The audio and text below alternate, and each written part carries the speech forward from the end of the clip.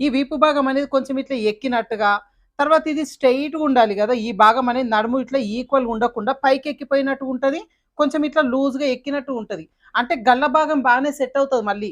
ఈ సైడున బాగా ముడతలొస్తుంటాయి. ఈ వీపు భాగం అనేది కొంచెం ఇట్లా ఎక్కినట్టుగా ఉంటది. మీరెప్పుడైనా గమనించిర్రా? కస్టమరు జాకెట్ వేసుకున్న తర్వాత వాళ్ళకి వెనకాల భాగం జూసినప్పుడు వీపు భాగం కొంచెం ఎక్కినట్టుగా కనిపిస్తది. చూడండి ఇప్పుడు బొమ్మ పైన చూపిస్తాను. ఈ వీపు భాగం అనేది కొంచెం ఇట్లా ఎక్కినట్టుగా, తర్వాత ఇది స్ట్రెయిట్‌గా ఉండాలి గదా! ఈ భాగం అనేది నడుము ఇట్లా ఈక్వల్‌గా ఉండకుండా పైకెక్కిపోయినట్టు ఉంటది. కొంచెం ఇట్లా లూజ్‌గా ఎక్కినట్టు ఉంటది. అంటే గల్ల భాగం బాగానే సెట్ అవుతది మళ్ళీ. ఈ సైడున బాగా ముడతలొస్తుంటాయి. ఈ వీపు భాగం అనేది కొంచెం ఇట్లా ఎక్కినట్టుగా ఉంటది. అయితే ఇట్లా రాకుండా మనం కట్ చేసేటప్పుడు ఒక చిన్న టిప్ తీసుకుంటాం. స్టిచ్ చేసేటప్పుడు గూడా ఒక చిన్న టిప్ తీసుకుంటాము. కుట్టేటప్పుడు ఎలాంటి జాగ్రత్తలు తీసుకోవాలి అనేది నేనిప్పుడు చూపిస్తాను. కట్ చేసేటప్పుడు ఇట్లా ఎక్కినట్టుగా లేకుండా పర్ఫెక్ట్‌గా వీపుకు పట్టినట్టుగా రావాలి అంటే కట్ చేసేటప్పుడు ఎలాంటి టిప్ తీసుకోవాలో దీనికంటే ముందు వీడియోలో చూపించాను. చూడని వాళ్ళుంటే చూడండి. స్టిచ్చింగ్‌లో ఒక చిన్న టిప్ ఉంటది చూపిస్తాను. అయితే చాలామంది పేపర్ ప్యాటర్న్స్ ఆర్డర్స్ ఇంకా మెసేజెస్ అయితే చేస్తున్నారండి. ఫిబ్రవరి 2 తారీఖు సోమవారం నుంచి ఫిబ్రవరి 7 తారీఖు శనివారం వరకు మాత్రమే పేపర్ ప్యాటర్న్స్ ఆర్డర్స్ అయితే తీసుకున్నాము. అయితే next month paper patterns orders అయితే తీసుకోమండి. ఎందుకంటే మాకు వేరే షెడ్యూల్ ఉంది. సో, ఈరోజు సోమవారం వరకు కూడా మేము ప్యాటర్న్స్ ఆర్డర్స్ అయితే తీసుకున్నాం రిక్వెస్ట్ కింద. అయితే ఇంక రేపు మంగళవారం నుంచి మాత్రం పేపర్ ప్యాటర్న్స్ ఆర్డర్స్ అయితే క్లోజ్ అయిపోతాయండి. ఒకవేళ ఈ మంత్ మిస్ అయిన వాళ్ళుంటే నెక్స్ట్ మంత్‌లో పేపర్ ప్యాటర్న్స్ అయితే ఉండవు. అంటే మార్చ్ ఫస్ట్ వీక్‌లో పేపర్ ప్యాటర్న్స్ ఉండవు. ఏప్రిల్ ఫస్ట్ వీక్‌లో పేపర్ ప్యాటర్న్స్ ఉంటాయి మళ్ళీ. సో, మీరు ఏప్రిల్ 1 తారీఖున మెసేజ్ చేయండి మిస్ అయిన వాళ్ళుంటే. ఈ రోజుకి మాత్రం పేపర్ ప్యాటర్న్స్ ఆర్డర్స్ అయితే క్లోజ్ చేసినాం గుర్తుంచుకోండి. ఓకేనా? ఇప్పుడు ఈ ఎక్కినట్టుగా లేకుండా ఒక చిన్న టిప్ ఉంటుంది స్టిచ్చింగ్‌లో. బ్యాక్ పార్ట్ వరకే చూపిస్తాను రండి.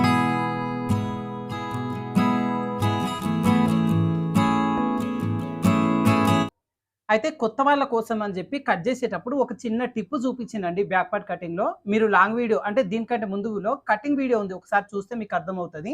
ఇప్పుడు స్టిచ్చింగ్ ప్రాసెస్ చూద్దాం. ఫస్ట్ మనకి ఒరిజినల్ క్లాత్ అనేది ఇలా ఒరిజినల్ కింద వైపున, రాంగ్ సైడ్ పై వైపున పెట్టేసుకొని లైనింగ్ ఒరిజినల్ మొత్తం జాయింటింగ్ చేసుకుంటాం. ఒకవేళ మీరు నెక్ తిరిగేయాలి అనుకుంటే దీన్ని లైనింగ్ కింద వైపున పెట్టి కుట్టి తిరిగేయాలి. చాలామంది అన్న మనకి ఇట్లా వర్క్ బ్లౌజులు తీసుకున్నప్పుడు ఫ్యూజింగ్ క్లాత్ వస్తది కదా! ఇది ఉంచేసేయాలనా? లేదంటే ఇట్లా మొత్తం కూడా రిమూవ్ చేసేయాలనా? అని చాలామంది అప్పట్లో కామెంట్స్ పెట్టిరనమాట. అయితే ఇప్పుడు ఫ్యూజింగ్ క్లాత్ అనేది ఎందుకుంటుంది అంటే, ఒరిజినల్ క్లాత్ అనేది చాలా పల్చగా అట్లా ఉన్నప్పుడు ఫ్యూజింగ్ క్లాత్ అనేది యూజ్ చేస్తారు స్టిఫ్‌నెస్ కోసం. ఇంకోటి ఇక్కడ వర్క్ బ్లౌజ్ కాబట్టి అంటే ఇది ఎంబ్రాయిడింగ్ వర్క్ బ్లౌజ్ కాబట్టి, సో, ఈ వర్క్ ఇది క్లాత్ పైన పర్ఫెక్ట్‌గా నిలబడడం కోసం ఇక్కడ ఫ్యూజింగ్ క్లాత్ యూజ్ చేస్తారు. అయితే ఫ్యూజింగ్ క్లాత్ తీయకుండా డైరెక్ట్ అటాచ్ చేయడం బెటర్ అండి నా సజెషన్ అయితే. ఎందుకు ఇది యూజ్ చేస్తారు? ఎందుకు ఇట్లా పెట్టాలి అంటే, ఈ బ్లౌజ్ క్లాత్ ఏదైతే మెత్తగా ఉంటదో ఫ్యూజింగ్ వల్ల కొంచెం స్టిఫ్‌నెస్ వస్తది. అందుకోసం మాక్సిమం ఇది తీయకండి. ఇట్లానే ఉంచేయండి. ఒకవేళ కస్టమర్ మాకు ఇట్లా వద్దండి తీసేయండి అని చెప్పినప్పుడు మీరు ఒకసారి నీళ్ళల్లో అద్దేసి, ఆరేసి తీసిరంటే ఈజీగా ఎళ్ళిపోతది. అట్లా చూసుకోండి. నా సజెషన్ అయితే మేమైతే తీయమండి. డైరెక్ట్ ఇట్లానే స్టిచ్ చేస్తాము. ఫస్ట్ వచ్చేసి లైనింగ్ ఒరిజినల్ జాయింటింగ్ చేసుకొని ఎక్స్‌ట్రా పీస్ అంతా కట్ చేసుకోవాలి. నడుము దగ్గర నుంచి స్టిచ్చింగ్ చేసుకోవాలి. మీకు అందరూ కూడా తెలుసు కదా!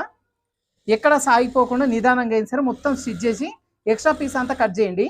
బ్లౌజ్ ఎక్కినట్టుగా లేకుండా ఉండాలి అంటే ఎలాంటి టిప్ తీసుకోవాలో నేను చూపిస్తాను ఇప్పుడు. అయితే చాలామంది అనుకుంటారు, అన్న ఈ ముక్కను ఎందుకు ఉంచిర్రు ఇట్లా అని.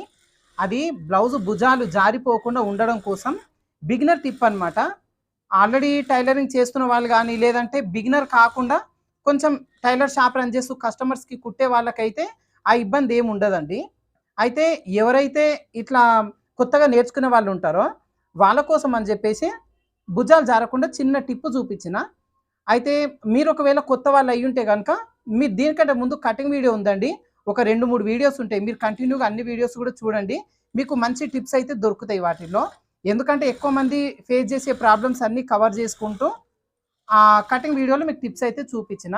ఇలా లైనింగ్ ఒరిజినల్ జాయిన్ చేసిన తర్వాత ఎక్స్ట్రా పీస్ మొత్తం కూడా కట్ చేసుకోవాలి. కట్ చేసిన తర్వాత ఒక చిన్న టిప్ తీసుకోవాల్సి ఉంటది చూపిస్తాను. ఇప్పుడేం చేస్తారంటే ఫస్ట్ మనకు బ్యాక్ పార్ట్‌లో డాట్స్ కోసం ఆల్రెడీ మార్కింగ్ చేసుకుంటాం గదా! ఈ డాట్స్ అయితే వేసేసుకుందాం. డాట్ వేసే దగ్గర మాత్రం మీరు మిస్టేక్ చేయొద్దు. డాట్స్ ఒకవేళ మీరు కరెక్ట్‌గా ప్రాపర్‌గా వేయకుంటే మాత్రం మీకీ ప్రాబ్లమ్ అనేది పర్మనెంట్‌గా ఉంటది. ఇంకా సొల్యూషన్ చేయడానికి రాదు. అందుకని మీరేం చేస్తారంటే ఈ డాట్స్ కుట్టేటప్పుడు వేయకుండా కట్ చేసేటప్పుడే ఈ డాట్ ఏ సైజ్ వాళ్ళకు ఏ ప్లేస్‌లో వస్తది అనేది ముందే చెక్ చేసుకొని డాట్ మార్కింగ్ చేసుకోండి. చాలామంది ఏం చేస్తారంటే కుట్టేటప్పుడు డాట్ అందాజగా వేసేస్తారు. మీరు కట్ చేసేటప్పుడే మార్కింగ్ అనేది చేసుకుంటే ఈ వెనకాల భాగం దగ్గర ఈ మిస్టేక్ అనేది రాదనమాట. ఇప్పుడు చూడండి నేను 2 డాట్స్ కూడా వేసేసిన. ఈ డాట్స్ అనేది అటువైపున కొంచెం వచ్చేలాగా నొక్కేసుకొని ఒకసారి ఈ విధంగా గోరుతో రబ్ చేసుకోవాలి. ఇలా రబ్ చేసుకున్న తర్వాత ఇప్పుడు చేయాల్సిన ఒక అడ్జస్ట్మెంట్ ఏది అంటే ఈ బ్లౌజుని ఇలా ఫోల్డింగ్ అయితే చేసేసుకోండి ఫస్ట్. ఇదిగోండి ఈ విధంగా ఫోల్డింగ్ అనేది చేసేసుకొని ఇప్పుడు ఇక్కడ ఎట్లా వచ్చింది చూడండి ఒకసారి జాకెట్ ఇట్లా పెట్టుకున్నప్పుడు జాకెట్ అనేది కరెక్ట్గా ప్రాపర్గా పెట్టినప్పుడు ఇక్కడ నడుము దగ్గర ఎట్లా వచ్చింది ఈ భాగం వచ్చేసి స్ట్రేట్గా వచ్చి ఇక్కడ నుంచి ఇక్కడ కరువు దిగినట్టుగా వచ్చింది. ఇట్లా దిగినట్టుగా రావడం వల్ల ఏమవుతుందంటే బ్లౌజ్ కస్టమర్ వేసుకున్న తర్వాత ఈ చంక కింద భాగం కిందికి వెళ్ళిపోయి ఈ వీపు భాగం పైకి ఎక్కినట్టుగా వచ్చేస్తుంది. సో అట్లా రాకుండా ఉండాలి అంటే ఏం చేయాలి, కరెక్ట్గా ఇక్కడి నుంచి ఈ డాట్ వేసుకునే దగ్గర నుంచి ఇది పైకి కట్ చేయండి. ఇట్లా 1/2 ఇంచు 3/4 ఇంచు పోతుంది. ఇదిగోండి ఇట్లా ఇక్కడి నుంచి అంజాదాగా 1/2 ఇంచ్ అయితే ఖచ్చితంగా పోతుంది. ఒక్కొక్కల సైజుని బట్టి 3/4 ఇంచు కూడా పోతుంది. ఎందుకంటే డాట్ వెడల్పు ఎక్కువ పట్టుకొని వేస్తాం లావుగా ఉన్న వాళ్ళకి. సో ఎక్కువ పట్టుకోవడం వల్ల ఎక్కువ కిందికి జరుగుతుంది కాబట్టి కటింగ్లో ఎక్కువ వెళ్ళిపోతుంది. ఇదిగోండి ఇట్లా అంటే ఇప్పుడు ఎక్కువ వెళ్ళిపోయేది కూడా చూపిస్తాను చూడండి. ఇప్పుడు 1/2 ఇంచ్ కట్ చేసినాం కదా, ఇదిగోండి ఇట్లా పోతుంది, ఒక 3/4 ఇంచ్ వరకు పోతుంది. ఇట్లా ఇట్లా అంటే ఏంది, మామూలు సైజు ఉన్న వాళ్ళకి 1/2 ఇంచ్ ఖచ్చితంగా కట్ చేయాలి, లావుగా ఎక్కువ ఉన్న వాళ్ళకి ఇంకొక 1/4 ఇంచ్ ఎక్కువ కట్ చేయాలి. ఇలా ఈ 2 పీసులను కట్ చేస్తే కనుక బ్లౌజ్లో వెనకాల పార్ట్లో ఎక్కినట్టుగా లేకుండా నీట్గా ఉంటుంది. ఇప్పుడు ఏం చేస్తారు, ఇక్కడ కట్ చేసిరు కాబట్టి ఇక్కడ నుంచి కుట్టు వేసేసుకోండి. ఇట్లా ఇలా ఇలా చివరి వరకు కుట్టు వేసేసుకొని ఇప్పుడు మీరు ఈ చివరన నడుం బెల్ట్ వేస్తారా, పైపింగ్ వేస్తారా, మీ ఇష్టం ఏదైనా వేసేసుకోండి. ఒకసారి ఇప్పుడు చూసిరా ఏ విధంగా ఉందో ఇది స్ట్రైట్గా అనేది. ఇలా ఈ బ్యాక్ పార్ట్లో చిన్న డాట్ వేయడం వల్ల వెనకాల పార్ట్లో ఏ విధంగా అయితే ఎక్కినట్టుగా వస్తుందో ఈ ఎక్కినట్టుగా వచ్చే ప్రాబ్లం అనేది సాల్వ్ అవుతుంది. పైకి ఎక్కినట్టుగా లేకుండా నడుముకు ఈక్వల్గా వచ్చేలాగా వచ్చేస్తుందండి.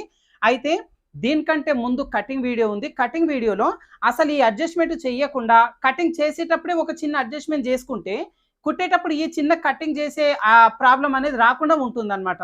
సో మీకు ఎవరికైనా ఇట్లాంటి ప్రాబ్లం వస్తుందండి కస్టమర్స్కి అనుకునే వాళ్ళు దీనికంటే ముందు కటింగ్ వీడియో ఉందండి. కటింగ్ వీడియోలో మీకు ఇలా ఎక్కినట్టు లేకుండా ఎలా అడ్జస్ట్మెంట్ చేసుకోవాలి అనేది క్లియర్గా చూపించిన. అలా ఒకవేళ అడ్జస్ట్మెంట్ కటింగ్లోనే అడ్జస్ట్మెంట్ చేసుకుంటే ఇప్పుడు కుట్టేటప్పుడు ఈ పీస్ని కట్ చేయాల్సిన అవసరం అయితే ఉండదన్నమాట. ఒకవేళ కట్ చేసేటప్పుడు ఆ అడ్జస్ట్మెంట్ కనుక చేసుకోకపోతే ఇప్పుడు మనం కుట్టేటప్పుడు ఈ చిన్న పీస్ని కట్ చేయాల్సి ఉంటుంది. సో కటింగ్ వీడియో మీరు ఖచ్చితంగా చూడండి డౌట్ ఉన్న వాళ్ళు ఉంటే కనుక, ఓకేనా.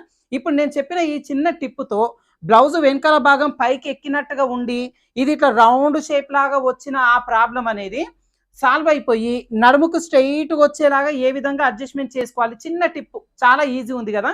సో ఈ టిప్ కనుక మీకు నచ్చితే మీ ప్రాబ్లం సాల్వ్ అయ్యింది అనుకుంటే కనుక వీడియోకి మాత్రం ఖచ్చితంగా ఒక చిన్న లైక్ అయితే ఇవ్వండి. అదేవిధంగా చాలా మంది సబ్స్క్రైబ్ చేసుకోకుండా చూస్తున్నారు అనమాట వీడియోని. సో మీరు వీడియోని సబ్స్క్రైబ్ చేసుకొని పక్కన బెల్ ఐకాన్ కూడా ఆల్ సింబల్లో పెట్టుకుంటే నేను ఏ వీడియో పెట్టినా వెంటనే మీ మొబైల్కి నోటిఫికేషన్ వస్తుంది, మీరు వెంటనే చూసుకోగలుగుతారు. మీరు డౌట్ వచ్చినప్పుడు మన ఛానల్ ఓపెన్ చేసి మన ప్రీవియస్ వీడియోస్ వెతుక్కోకుండా ఎప్పటికప్పుడు డౌట్ అనేది క్లియర్ చేసుకుంటే కస్టమర్ వచ్చిన తర్వాత వాళ్ళకి ఇట్లాంటి ప్రాబ్లం అనేది మనం చెయ్యం. అరే వీళ్ళకి ఇట్లా ఎక్కినట్టు ఉంది, సో మనం ఏం చేయాలి, బ్యాక్ పార్ట్లో కటింగ్ చేసేటప్పుడు ఏం అడ్జస్ట్మెంట్ చేయాలని మీకు క్లియర్ వెంటనే మీకు ఒక ఐడియా అనేది వచ్చేస్తుంది అనమాట. సో వెంటనే మీరు చూసుకోవాలి ఎప్పటికప్పుడు వీడియోస్ అంటే సబ్స్క్రైబ్ చేసుకోవడం కాదు, పక్కన బెల్ ఐకాన్ ఆల్ సింబల్లో ఉందా లేదా కూడా చూసుకోండి. మీ ఫ్రెండ్స్తో కూడా ఈ వీడియోని ఫార్వర్డ్ చేసుకోండి. ఇట్లాంటి మిస్టేక్స్ చాలా మంది చేస్తుంటారు, వాళ్ళకు కూడా ఈ ప్రాబ్లం సాల్వ్ అవ్వచ్చు. ఓకేనా. Thank you for watching.